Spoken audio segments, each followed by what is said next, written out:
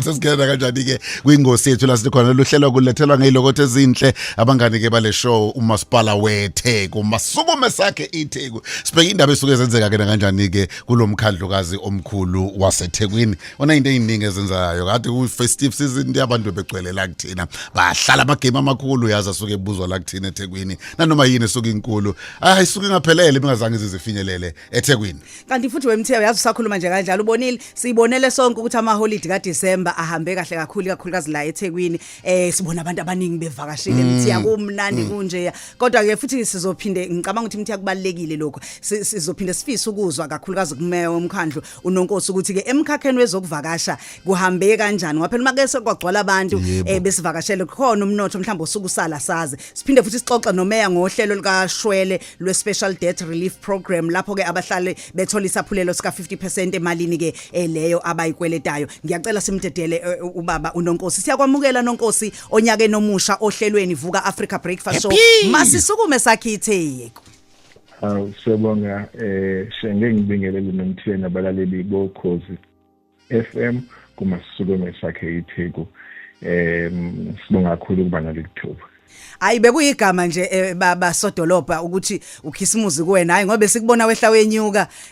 wathi ushaya amathini wawuhlaba isoyi wawenza lokho nalokho ubushaya amathini ngapha ubone ukuthi hayi intuthuko ngapha ubona nje lo muntu lo cricket uyawuqhumisa yena kodwa akekho la usekude no umjabusela kakhulu lonyaka ofile shenge ngoba nemali abatshali izimali nje abafaka imali lonyaka ofile ibe ngaphezulu kwa 50 billion rand futhi hayi imali encane kubo 23 billion rand lapha moya ngasemdloti eCatholic wabo 10 billion rand kwabo 3.6 billion rand i-Beachwood development kwaba ne-amusement park 1 billion rand iziningi imali ezingenele angikhulumi ngabantu abasathi basofuna imali ebank abantu sebethi banemali ebank bafisa ukuyisebenzisa edolobheni bashaya isoyi kwakuhle kakhulu ke kuthe abavakashi ke basebe kuyibona abamthokozisa kakhulu ngoba bebaningi kakhulu lapha edolobheni and ngibonga nje umphakathi wakithi shenge nomthiya oziphathe kahle and labantu bebecelwa ku 1.2 million imali nje abayitshalile nje eThekwini labantu bebevakashile u2.7 billion rand and bakhulisa umnotho wethu ke waseThekwini ngo9.6 billion rand basivulela amathuba emisebenzi alako 14,000 and so ke lokho ke kukhombisa ke ukusikhandla kwabasebenzi basedolobheni laba bebekade behlanza idolobha belungisa ingalazinda yethu ama life savers ema beach abagada izingane amaphoyisa bekade echitheleke sakalala yonke indawo and nokuthi idolobha lethu ama robots ayakhanya and imigaqo iyakhanya and ama potholes yawagqiba konke lokho kwenza ukuthi abatshali bezimali babe nesasasa lokuzotshala imali eThekwini nabavakashi bazogcwala lapha eThekwini ngoba iTheku selikulungele manje ukuthi lamkele yonke investment ezinokwenzeka lapha edolobheni siyabonga kakhulu babumeya ngokuthi usixoxele ngalo ludaba ake singene futhi nakho olunye uhlelo lukaShwele esathi masihlukana ngekhathi zokhisimuzi wawulokhu ukhulume ngalo uhlelo lukaShwele kulezo zakhamizi kanye namabhizinisi akweletayo esikhulume ngalo kakhulu ngonyaka odlule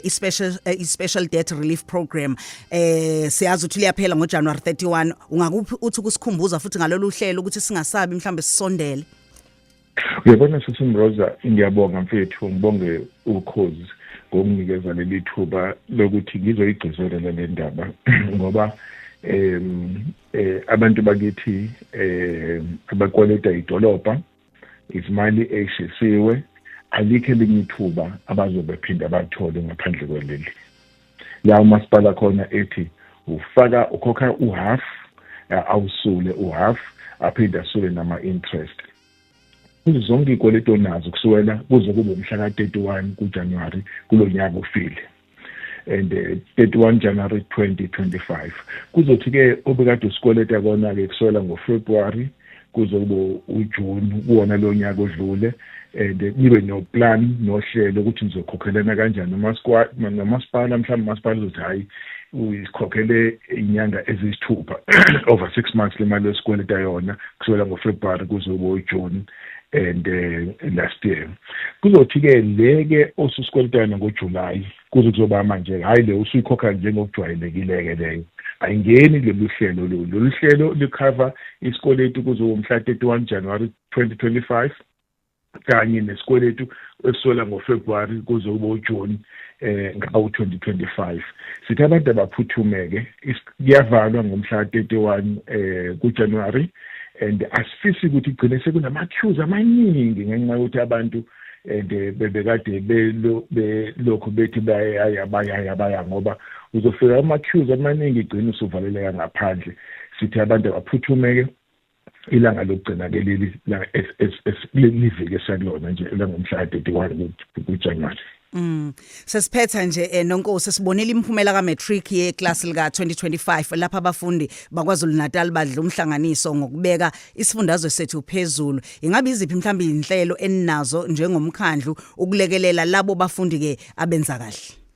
Mfethu sisimloza ngiyazi ukhoze lihamba lizolifike eMpumalanga province, and ikole ke ezikhahlanyezwe ikhukhula zizafika nalapha eLimpopo, and baningi abantu abakhahlamezekile njengedolobha. Siyazwelana nabantu abakhahlamezekile, siyazwelana nabafundi, ngoba lokho ngiyakwazi mina njengomuntu osedlule kulesi sigaba. Sinethemba ukuthi lesi sigaba sesikhukhula ngeke siphinde sifike kuthina ngoba mase sifikile ziba nomonakalo ophazamisa ukufunda. Siyajabula ke la eKZN ukuthi nabo bake zibe khona lezo zivuvaba, kodwa sibo number 1 kwi-province kwisizwe lonke ngo 90.6%, and sibeke sesithi thina njengedolobha njengenhlalayenza nangu 1.3 million rand kubantu abantula imali yokuregister, ngoba ngeze uba nama results amahle kodwa intule imali yokuregister ku-university noma kuleli college ofuna yakulona. Sabe sesibeka ke imali 12 million rand esibeka ke isibekela abafundi abazodinga imfundazwe kakhulukazi kule makhono ayivela kancane. Sithi ke abantu abaphuthume babheke ke iwebsite yethu, bazothola yonke le mininingwane ukuthi yini imapha amabhazaries esiwafandayo esiwanikeza imali nokuthi uyithola kanjani le mali yokuregister. Lokho indlela yokulekelela nathi abafundi ukuze sifukule imphumela nemfundo kule province yakithi KwaZulu Natal, hayi phela eThekwini, kodwa ke of course ke focusa kubantu baseThekwini, kodwa siyazi ukuthi bakwi province yaKwaZulu Natal futhi. Siyabonga kakhulu. Siyabonga kakhulu nonkosi uthi uyichaze nami bengithi ngisazobuza ukuthi mhlambe abangengane ezo engahle apply kudingeka abaseThekwini kuphela noma neminye abakwezinye indawo khona ezifunda la KwaZulu Natal bangakwazi ukuthi nabo bangene kwiwebsite yaseThekwini municipality ba-apply. Yes, bazothola ama-details kuyona website yaseSimrosa. Hayi, siyabonga kakhulu nonkosi. Ngibonga kakhulu kumthiya, ngibonga kakhulu nakwena nakubalaleli bonke. Lolu hlelo ubulethulela ngezilokotho ezinhle umkhandlu weTheku Masisukume sakhe iTheku.